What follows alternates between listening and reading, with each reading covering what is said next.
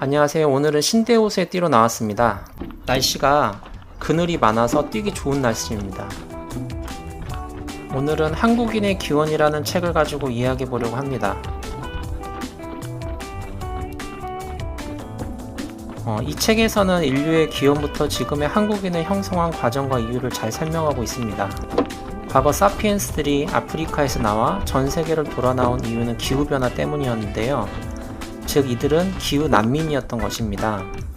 과학기술이 발전하면서 탄소 측정법을 통해서 과거를 유추하는 일이 더 쉬워졌기 때문입니다. 저자는 굶주림은 사람을 도둑으로 만든다면서 사피엔스 이동과 일론 머스크의 화성 탐사는 비슷한 면이 있다고 이야기합니다.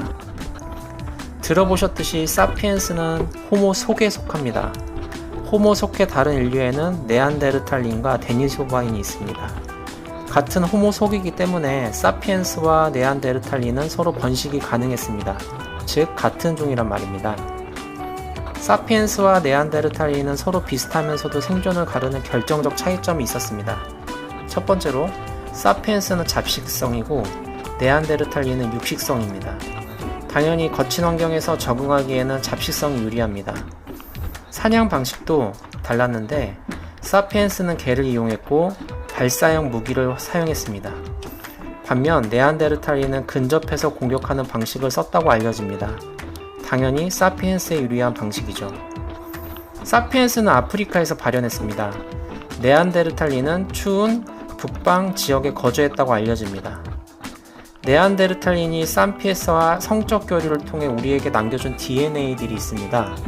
지방을 축적하는 DNA입니다. 네안데르탈린은 추운 기후에서 살았기 때문에 시간을 거치며 지방을 축적하는 능력이 뛰어났습니다. 또한 비타민 D 흡수 능력입니다. 위도가 높은 추운 지역은 아무래도 햇볕을 받기가 어렵기 때문입니다.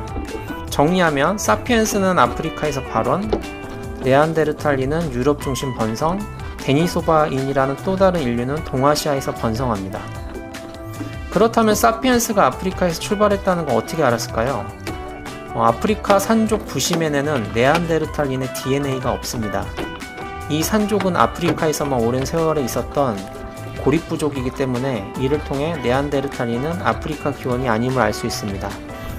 사실 사피엔스도 하나의 인류라기보다는 한 사피엔스가 뒤떨어진 사피엔스를 대체하며 이동 및 발전했다고 보는 편이 맞다고 합니다.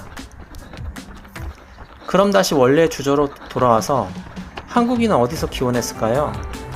DNA 분석을 통해 한국인은 몽골인보다는 일본인, 그리고 북쪽의 만주족과 굉장히 가깝다고 합니다. 원래 만주족들은 중국의 한족보다 한민족을 더 동류로 여겼다는 역사 기록도 있었습니다. 랴오허 문명이라는 요하 지역에 있었던 홍산 문화, 샤자덴 문화를 일군 이들은 한반도인과 유전적으로 가깝습니다. 그렇다면 이들은 왜 한반도로 왔을까요? 이 책에서는 그 원인이 기후변화에 있다고 설명합니다. 저자는 건조한 곳에 서식하는 침엽수만이 기후변화를 나이터에 정확하게 기록한다고 말합니다. 기후변화로 인한 이동은 농경민이 수렵 채집인을 제압하는 과정인 것입니다. 일부 농경민은 내륙 건조지역으로 밀려나고 농경에 적합하지 않아 유목민이 되어 정주하는 농경민을 약탈합니다. 이 과정에서 서로 동화되고 유전자가 뒤섞이게 되는 것입니다. 유목민이 거주하는 내륙은 초원지대라 해안 농경지보다 생산성이 낮았습니다. 따라서 정주민을 침략해 약탈로 보충했습니다. 낮은 생산성은 인구 성장이 느렸고 결국 문화 격차가 커지게 됩니다. 그런 사례들이 전 세계 역사에 나타납니다. 훈족은 마자르족으로 헝가리인의 선조가 됩니다. 몽골 유연족은 아바르족으로 프랑크족의 선조가 됩니다. 투르크계 불가르족은 불가리엔의 선조가, 투르크족은 튀르키예, 선비족은 5호 16국 시대를 거쳐 북위, 수나라, 당나라로 이어집니다. 결국 홍산 문화인들은 기후변화로 한반도로 내려오게 된 것입니다. 그래서 한반도인과 가장 비슷합니다. 홍산 문화에서 파생된 샤자덴 문화가 비파형 동검을 대량 생산했습니다. 고조선과 관련이 있는 것입니다. 샤자덴 문화인이나 한국인이나 Y 염색체는 5계통입니다. 4만 년 전에는 서해는 습지 육지였습니다. 살기에 좋았어요. 우리의 조상들은 기후가 추워지면 한반도로 유입했다가 기후가 올라가면 다시 북쪽으로 이동했습니다. 그러다 3200년 전 랴오 지역, 요하 지역에 샤자된 하층 문화인들이 본격적으로 한반도로 향합니다.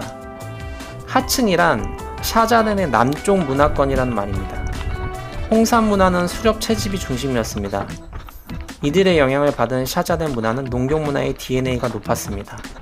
분석 결과 황허강 인류의 DNA가 높았기 때문입니다. 이 당시는 기후변화의 시기였습니다. 제주도 동수학 오름의 퇴적물을 분석하면 동북아시아에 가뭄이 발생한 걸로 추측됩니다.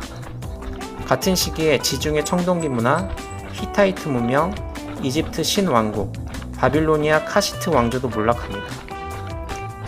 정리하면 3200년 전 한반도로 향한 집단이 있었습니다. 농경 문화를 가진 집단입니다. 그리고 기후변화는 500년 후 다시 닥칩니다. 그럼 3200년 전 조상들과 500년 후인 2800년 이전에 또 내려온 집단이 있었습니다. 첫 번째 집단은 원시 일본어를 썼을 것으로 추측됩니다. 이들이 부여 성공리의 농경 문화를 이루었습니다. 시기가 3200년 전으로 겹치기 때문입니다. 그리고 500년 이후 또 기후변화가 생겨나자 샤자된 상층 문화인들이 남하합니다. 이들이 원시 한국어를 쓰는 유목민으로 보고 있습니다. 원시 일본어 집단은 밀려나며 규슈로 이동합니다. 이들이 일본에 이때 야요이 문화를 가져옵니다. 이 가설은 한국인과 일본인이 유전적으로 동질하면서 언어적으로 매우 구별되는 특징을 잘 설명합니다. 그럼 원래 일본에 살던 원주민인 조몬인들이 있었고 한반도에서 원시 일본어를 쓰는 벼 농경민이 이주하여 야요이 문화를 피웁니다. 그럼 이들이 일본인의 조상일까요?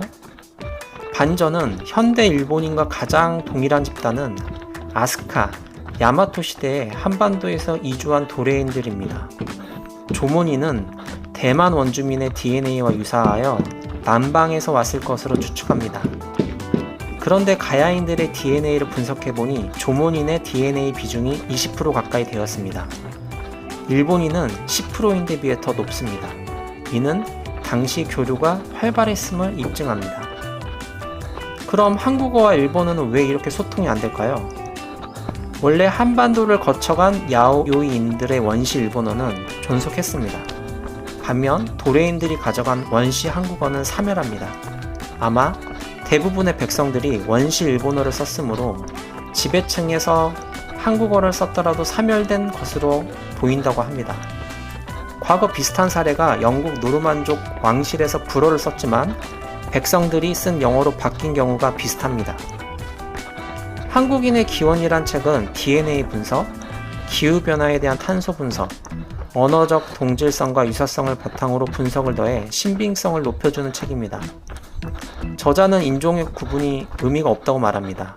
왜냐하면 동일 집단의 유전 차이가 인종 간 유전 차이보다 크기 때문입니다.